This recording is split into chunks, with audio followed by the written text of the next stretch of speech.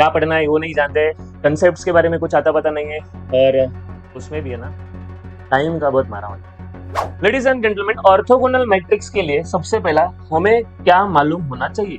तो मैंने बोलते बोलते फॉर्मूला के साथ स्टेप भी बोला है। मैट्रिक्स है, नेक्स्ट स्टेप में उसका ट्रांसपोज ले लो, नेक्स्ट स्टेप में ये दोनों मल्टीप्लाई करो, मल्टीप्लीकेशन का रिजल्ट आइडेंटिटी मैट्रिक्स होना चाहिए, दैट्स इट। इसके साथ जब इनवर्स पूछेंगे तो क्या करोगे, इनवर्स भी पूछते हैं।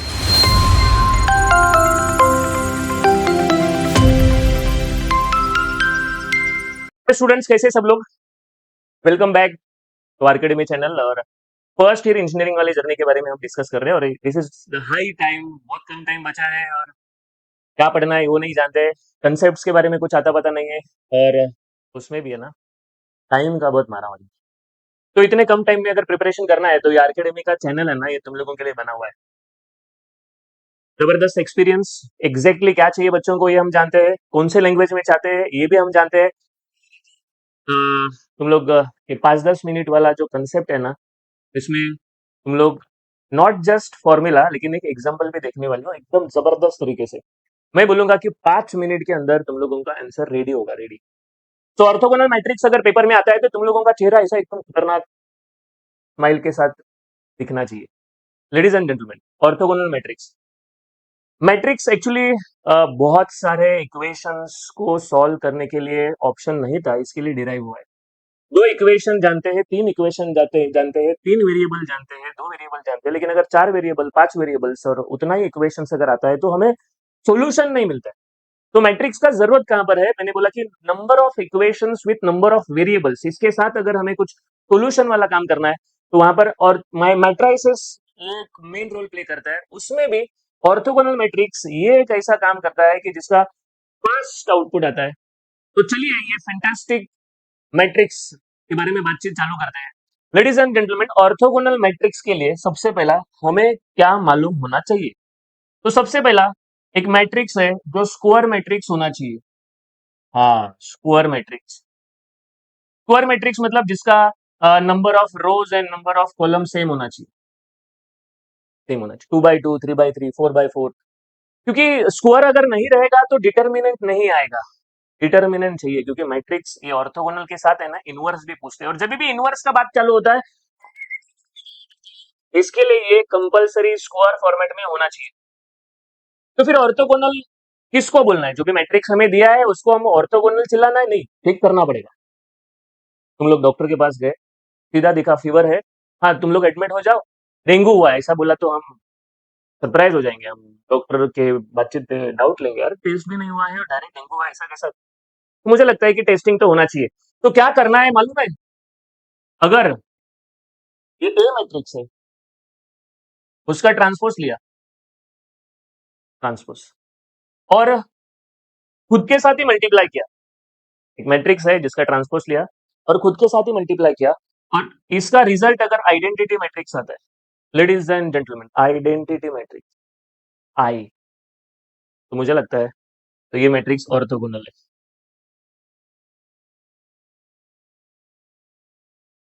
तो मैंने बोलते बोलते फॉर्मूला के साथ स्टेप भी बोला है। मैट्रिक्स है, नेक्स्ट स्टेप में उसका ट्रांसपोज ले लो, नेक्स्ट स्टेप में ये दोनों मल्टीप्लाई करो, मल्टीप्लीकेशन का रिजल्ट आइडेंटिटी मैट्रिक्स होना चाहिए, दैट्स इट।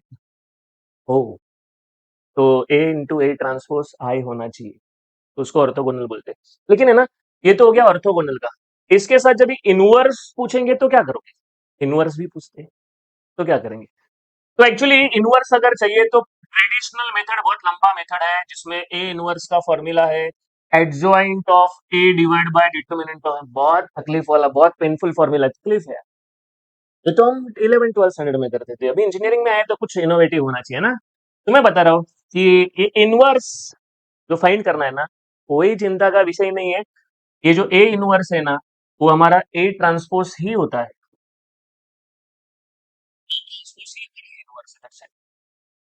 लोग बोलेंगे ऐसा कैसा, ये तो हमने पहली बार सुना है। बस 2 मिनट में बता देता हूँ। कैसा है कि ये जो A into A transpose equals to I जो हमने यहाँ पर बनाया हुआ है, ये बनाया हुआ है, उसको हम क्या करेंगे, प्री मल्टीप्लाई, प्री मतलब स्टार्टिंग में, ए इंटू ए ट्रांसपोज है और ए इनवर्स से मल्टीप्लाई किया, ये जो ए इंटू ए इनवर्स है ना, मार्केट में इसका फॉर्मूला है आई। ए इंटू ए इनवर्स आई होता है। और आई से किसी को भी मल्टीप्लाई करोगे, आई से किसी को भी मल्टीप्लाई करोगे तो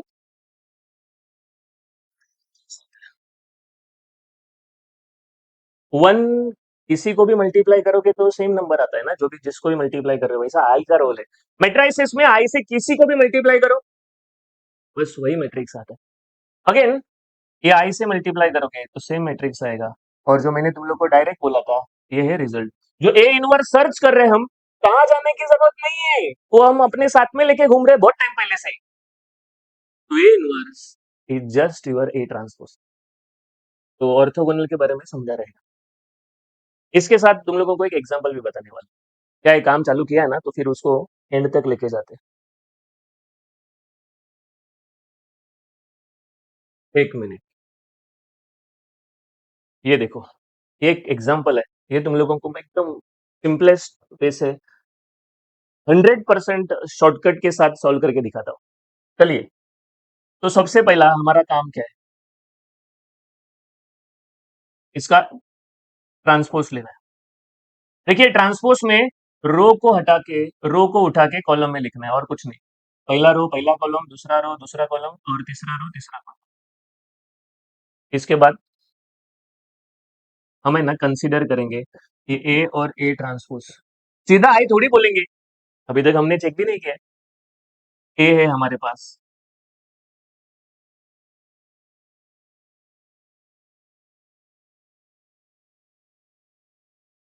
ए ए ट्रांसपोज भी है।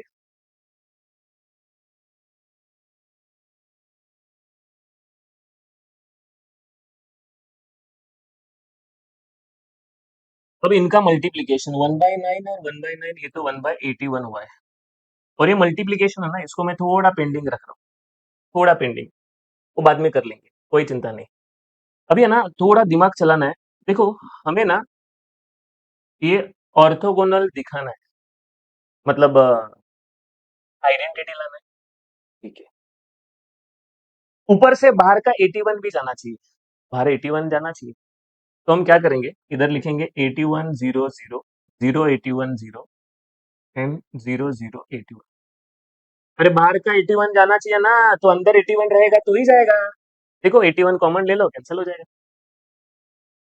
अच्छा, ये सब करने के बाद हमें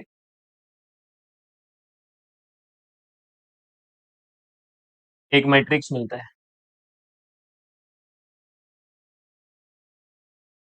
A into A transpose is our I. That's it, ladies and gentlemen. और फिर हम इसको बोलते हैं A is orthogonal matrix।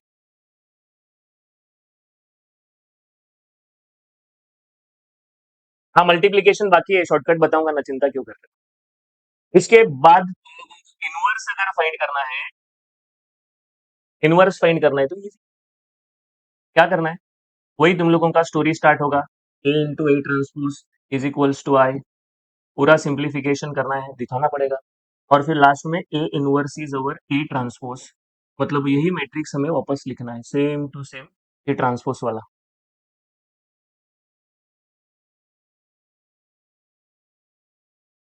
Done, हो गया। अब मल्टीप्लीकेशन बाकी है ना, मैं बताता हूँ, एक शॉर्टकट है। देखो, ये पहला रो से पहले कॉलम को मल्टीप्लाई करो। -8 -8 64 प्लस 4 इंटू 4 16, 1 इंटू 1। पहला रो पहला कॉलम हो गया। अब क्या करना है, ये पहले रो से दूसरे कॉलम को मल्टीप्लाई करो। -8 इंटू 1, 4 इंटू 4, 1 इंटू -8। अब क्या करना है,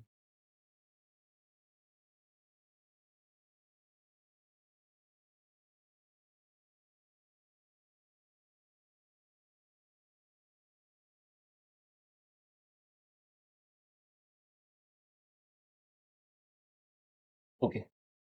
-8 into 1, 4 into 4 and 8 into -8 into 1 into -8। अच्छा, व्हाट इज नेक्स्ट। अभी है ना हमें तीसरे तीसरे कॉलम को मल्टीप्लाई करना है, -32, फिर 28 एंड +4, दैट्स इट। अच्छा, ये लोग बोलेंगे तो ये तो हम जानते हैं, ये तो हमें मालूम है। हाँ, मैं कहाँ बोल रहा हूँ, ये तो तुम लोग को मालूम ही है, जानना ही चाहिए। फर्स्ट रो से सभी कॉलम को मल्टीप्लाई कर, तो शॉर्टकट क्या है ना शॉर्टकट, ये पहला रो है ना, ऐसा उठा के पहले कॉलम में डालने का, पहला रो इसका ट्रांसपोज कर देने का, मतलब ये इधर सेम आएगा, -8 +16 -8 -32 +28 +4, सीधा घुमा के, सिंपल। 50% काम बच गया।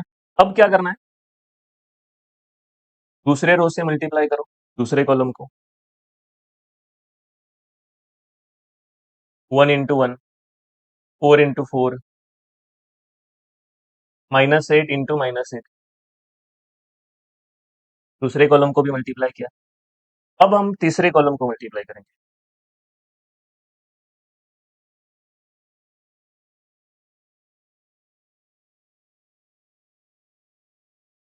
तीसरे कॉलम को मल्टीप्लाई करते हैं, 4 +28 -32,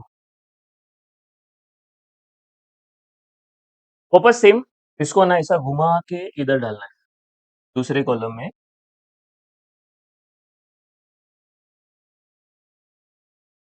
notice next last row and last column, 16 49 +16, that's it. तो पहला रो पहले कॉलम में लिखो, 50% काम हो गया। दूसरा रो दूसरे कॉलम में लिखो, 50% काम हो गया। तीसरा रो डन, दैट्स इट। तो ये तुम लोगों का ऑर्थोगोनल मैट्रिक्स का शॉर्टकट है। तो मल्टीप्लीकेशन के लिए थोड़ा टाइम रखना, बाद में कर लेंगे ना, कहाँ चिंता है, पूरा पूरा जर्नी कंप्लीट करो। तो कैसा लगा तुम लोगों को ऑर्थोगोनल मैट्रिक्स का आइडिया? और ये है ना 10-15 मिनट का वीडियो है ना, तुम लोग ट्रेवलिंग में या तुम लोग जब भी ऐसा मूड चेंज करना है, चाहे फिजिक्स कर रहा है, घंटा लाया चल ये पढ़, तो मुझे लगता है कि ये तुम लोगों के लिए एक बेस्ट ट्रिक हो गया। और अगर पेपर में आता है तो तुम लोगों को इतना फास्ट सॉल्व करने को आना चाहिए। तो कैसा लगा, ये मैसेज बॉक्स में मैसेज आना ही चाहिए। रुकता हूँ मैं, ऐसे ही और इंटरेस्टिंग कंसेप्ट के लिए, वीडियोस के लिए तुम लोग अपने चैनल पे चैनल को सब्सक्राइब करने चाहिए, दोस्त लोगों को भेजिए। और यहाँ पर है ना एक लाइव बैच भी चलता है, जो 8 बजे होता है एवरीडे। तो अपेक्षा है कि तुम लोग इसको पूरा यूटिलाइज करोगे और अपना स्कोर बढ़ाओगे। Thank you very much.